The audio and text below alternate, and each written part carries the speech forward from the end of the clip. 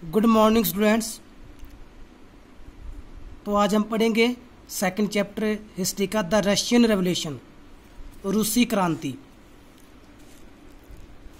In one of the least industrialised of European states this situation was reversed. तो Europe में सब औद्योगिक से सबसे पछड़ा हुआ रूस, जिसने सिचुएशन को ही बदल दिया था। Socialist took over the government in Russia through the October revolution of 1917। तो समाजवाद ने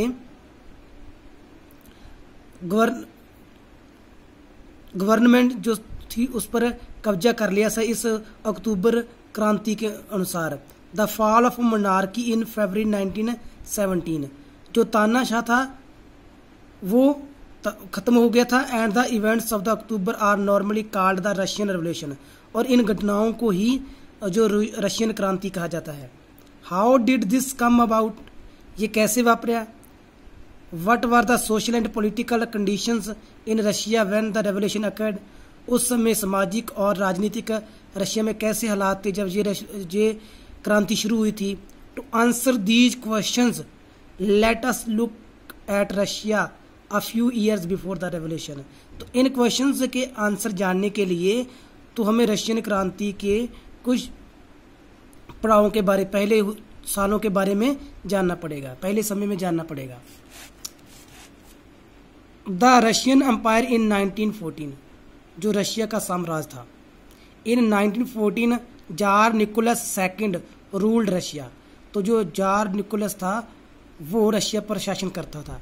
and its empires besides territory around Moscow, the Russian empire included current day Finland, Latvia, Lithuania, Estonia, parts of Poland, Ukraine and Belarus. तो जो इसका साम्राज्य था वो Moscow के आसपास जो फिनलैंड, लातविया, लिथुआनिया, एस्टोनिया, जो इसके पोलैंड के हिस्से, यूक्रेन और बेलारूस के, इसके कुछ इलाकों में इसके जो पार्ट थे उसके आसपास था। It stressed to Pacific edge and compare today Central Asian states. ये पैसिफिक ओशियंस की तुलना में जो सेंट्रल एशियन स्टेट्स हैं, as well as Georgia, Armenia and Azerbaijan, इस इलाके तक फैला हुआ था। The majority religion was Russian Orthodox Christianity, जो यहाँ पर जो ऑर्थोडॉक्स क्रिश्चियनिटी उस धर्म का बहुमत था, which had ground out of the Greek Orthodox churches. But the empire also included Catholics, Protestant, Muslims and Buddhist, Protestants, Muslims and Buddhists. परंतु इनमें जो कैथोलिक्स, मुस्लिम्स और बुद्धिस्ट ये भी शामिल थे। इकोनॉमी एंड सोसाइटी, अर्थव्यवस्था और सामाजिक व्यवस्था। At the beginning of the 20th century, तो 20वीं सदी की शुरुआत में, the vast majority of Russia's people were agriculturist. तो जो रशिया की ज़्यादा जनसंख्या थी वो किसान थे, खेतीबाड़ी में लगे हुए थे।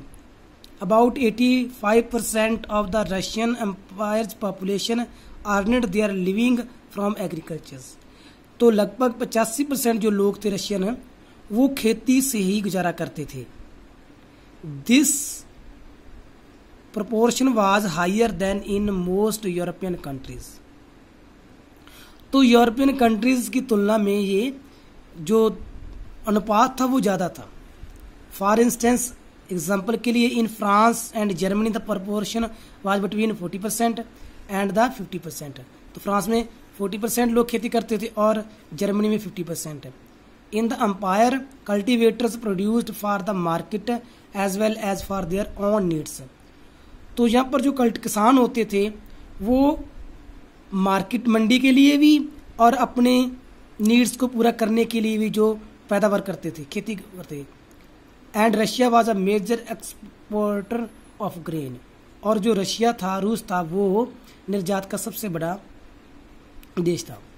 Industry was found in pockets, जो इंडस्ट्री थी बहुत कम थी, बहुत स्मॉल थी।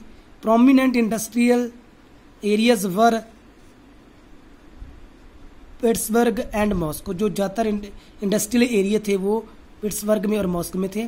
Craftsman undertook much of production, जो पैदावार थी, जो क्राफ्टमैन थे, कारीगर थे, वो ज़्यादा पैदावार करते थे। But large factories existed along side craft workshop, तो उनकी यहाँ बहुत बड़ी, उन जो क्राफ्टमैन थे उनकी यहाँ फैक्ट्री, उनकी जो फैक्ट्रीज थी, बहुत बड़ी फैक्ट्रीज थी, वो भी मौजूद थी। मैनी फैक्ट्रीज वर सेटअप इन 1890, बहुत सी जो फैक्ट्रीज थी वो 1890 में ही स्थापित की गई थी। When Russia's railway network was extended, जब रशिया का जो रेलवे नेटवर्क था वो फैल रहा था। And foreign investment in industry increased, और जो फॉरेन इंडस्ट्री वो भी इंक्रीज हो रही थी। कोल प्रोडक्शन डबल्ड, जो कोल प्रोडक्शन थी, पैदावार थी कोल की, वो डबल हो गई थी। एंड आयरन स्टील आउटपुट क्वाड्रपल्ड, तो जो आयरन और स्टील की आउटपुट थी वो 4 गुना बढ़ गई थी। बाय इन 1900 इन सम एरिया फैक्ट्री वर्कर्स, जो फैक्ट्री में कार्य करते थे, काम करने वाले, और craftsman were almost equal number, जिनकी संख्या लगभग एक बराबर हो गई थी। Thanks, have a nice day.